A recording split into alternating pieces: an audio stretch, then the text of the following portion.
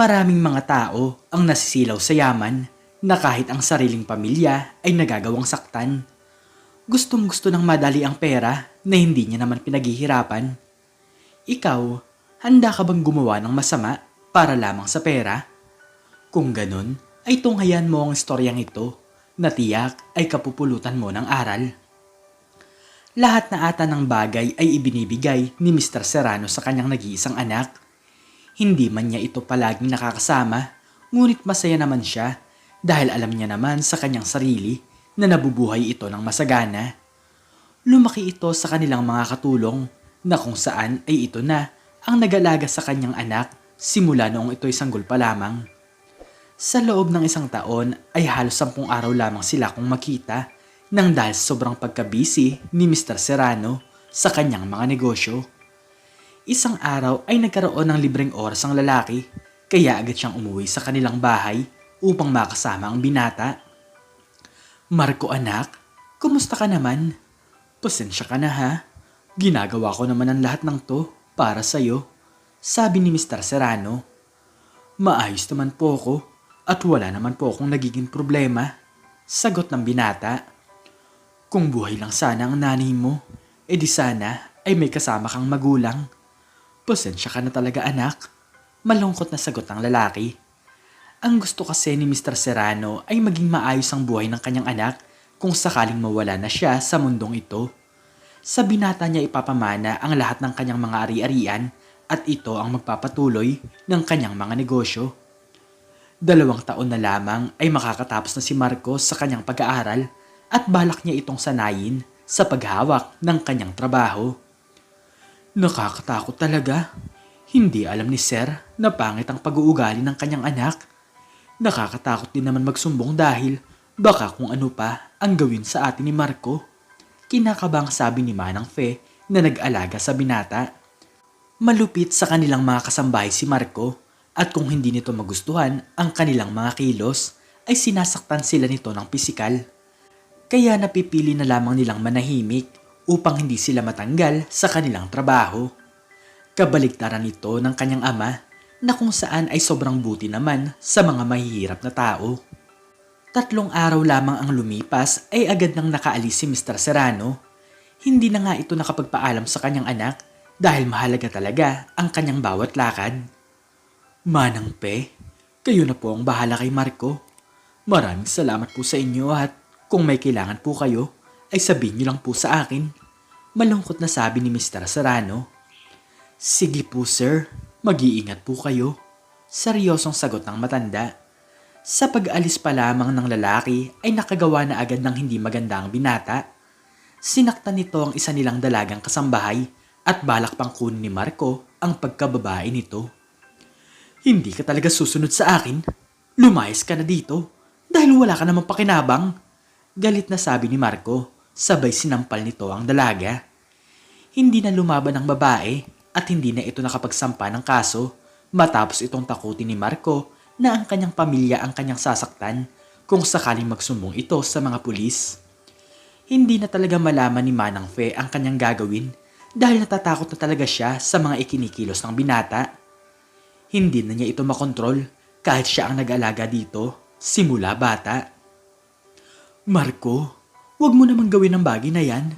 Hindi mo ba naiisip na masama yung ginagawa mo? Pangaral ni Manang Fe. Ano bang pakialam mo? At sino ka ba para pagsabihan ako? Hindi kita nanay, kaya wala kang karapatan. Katulong ka lang dito sa aming pamamahay. Galit na sagot ng binata. Nang dahil sa takot ay hindi na rin nakasagot si Manang Fe. Baka kasi maya-maya ay siya naman ang saktan ng mayabang na binata. Lumipas pa ang mga taon ay nakatapos na sa pag-aaral si Marco. Kinausap siya ni Mr. Serrano sa telepono na bibigyan siya nito ng trabaho. Anak, siguro ay kaya mo nang maghanap buhay. Magtrabaho ka sa akin para malaman mo na kung ano ang dapat mong gawin. Masayang boses ni Mr. Serrano. Napapakamot na lamang si Marco dahil sa totoo lang ay umaasa na lamang ito sa kanyang mga pamana. Sige po, pero bigyan niyo po ako ng oras para makapag-isip-isip ng tungkol sa bagay na yan. Pakunwaring sagot ng binata. Lumipas pa ang mga buwan ay walang balak ang binata na maghanap buhay. Ang gusto nito ay tumambay na lamang dahil marami naman silang pera. Ang isa sa kanyang mga iniisip ay paano mapapasa kanya ang pera ng kanyang ama kung buhay pa ito. Hanggat buhay pa kasi si Mr. Serrano ay hindi mapapasa kanya ang mga lupain at mga negosyo. Nakaisip ng masamang paraan si Marco at balak nitong tapusin ang buhay ng kanyang sariling tatay. Ano kaya kung sagasaan ko siya ng kotse para naman agad kong makuha ang kanyang yaman? Tutal, hindi naman malapit ang loob ko sa kanya. Tanong ni Marco sa kanyang isipan. Isang araw ay binalak na itong gawin ng binata. Sinabihan niya ang kanyang ama na magkita sila sa isang lugar dahil doon daw ay meron siyang sorpresa. Bakit naman kaya dito pa napili ni Marco na makipagkita? Wala naman palang katao-tao dito. Tanong ni Mr. Serrano sa kanyang sarili. Halos 1 oras ding naghintay ang lalaki kaya nagsindi muna ito ng sigarilyo. Maya-maya lamang ay masayang-masaya ang lalaki nang makita nito ang sasakyan ng kanyang anak. Mabuti na lamang at nandito na siya. Ano kayang iniisip niya at dito pa siya makikipagkita? Masayang sabi ni Mr. Serrano sa kanyang sarili. Ngunit mabilis itong humarurot papunta sa kanya. Agad siyang napaiwas ngunit nahagi pa rin siya ng sasakyan ng kanyang anak. Agad nawala ng malay si Mr. Serrano at agad namang tumakas si Marco. Walang nakakita sa nangyari kaya matagumpay ang binata sa kanyang ginawa. Sa wakas ay sa akin na mapupunta ang lahat ng kanyang mga kayamanan. Hindi na ako maghihirap. Hindi na rin ako maghihintay ng matagal para mapasa akin ang lahat ng kanyang mga ari-arian. Natatawang sabi ng binata. Agad umuwi si Marco sa kanilang bahay kaya agad siyang kinausap ni Manang Fe tungkol sa pakikipagkita nito sa kanyang tatay. Marco, kumusta na ba si Mr. Serrano? Tanong ng matandang babae. Hindi ko nga po alam. Hindi ko naman po inabutan si tatay at hindi naman po siya sumasagot sa aking mga tawag. Pakunwaring sagot ni Marco. Habang nagmamaneho ng truck ang isang binata na si Buboy, ay nakita niya ang isang lalaki na nakahiga sa daan. Nang makita niya ito, ay wala itong malay. Naku, Diyos ko, ano po ang gagawin ko? Kinakabang sabi ni Buboy sa kanyang sarili. Walang nagawa ang binata kundi ang isakay ito sa kanyang truck upang dalhin ang lalaki sa pinakamalapit na ospital. Nang makarating sila doon ay agad nilang inasikaso si Mr. Serrano dahil napansin ng mga doktor na mayaman ang lalaking ito. Isang magandang balita naman ang nalaman ni Buboy dahil maliligtas pa daw ang buhay ng lalaki. Salamat naman sa Diyos at magiging maayos ang kanyang kalagayan. Buntong hiningang sabi ni Buboy. Lumipas pa ang mga oras ay nakalimutan na ni Buboy na meron nga pala siyang trabaho. Kailangan niyang maihatid ang laman ng truck, ngunit sa isip niya ay hindi niya pwedeng pabayaan si Mr. Serrano. Tanggap na rin niya sa kanyang sarili na matatanggal na siya sa kanyang trabaho.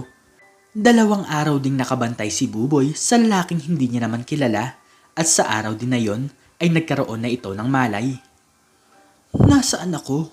At ano ang ginagawa ko dito? Mahinang tanong ni Mr. Serrano sa isang doktor.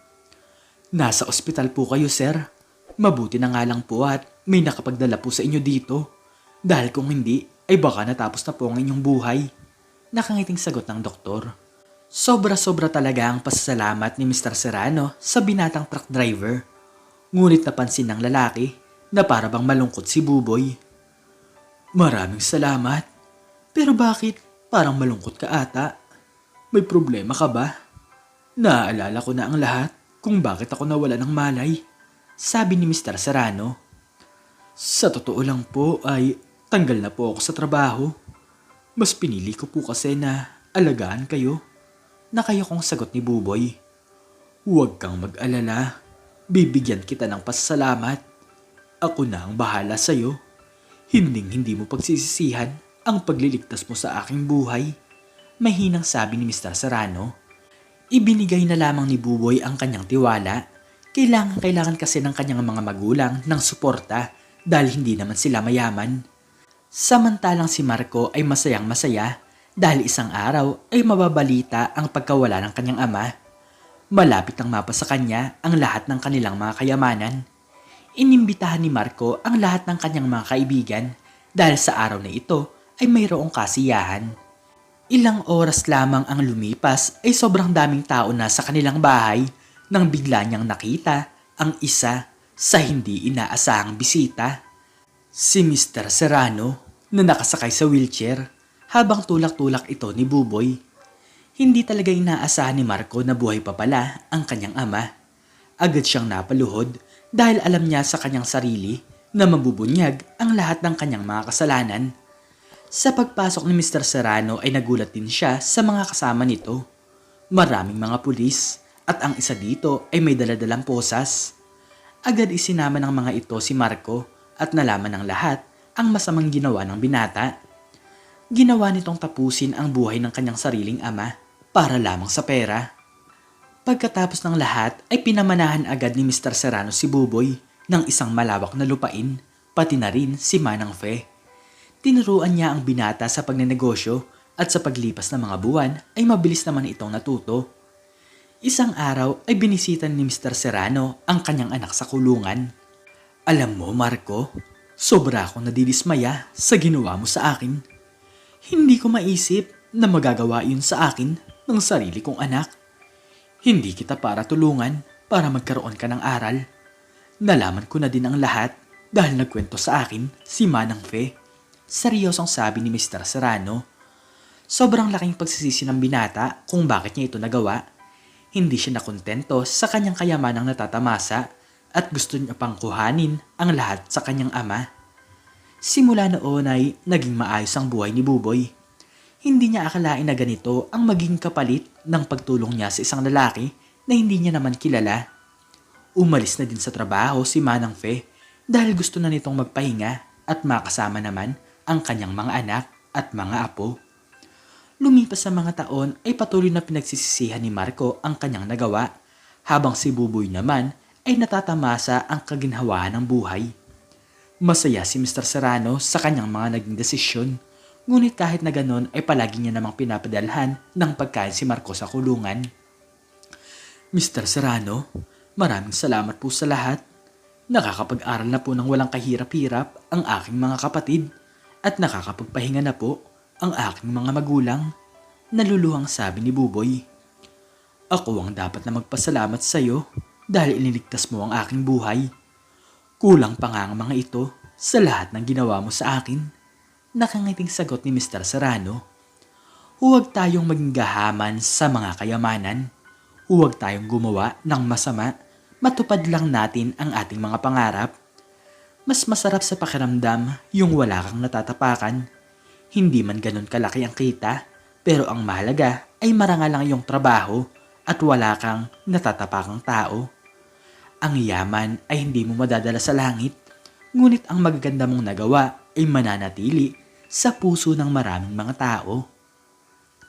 Ikaw, anong natutunan mo sa istoryang ito? I-comment mo sa baba ang iyong natutunan. At hanggang dito na lamang po nagtatapos ang aking istorya at sana po ay nagustuhan niyo ito. Please like, share, and subscribe and click the notification bell para lagi kang updated sa mga bago kong istorya. Muli ay maraming salamat po at God bless us all.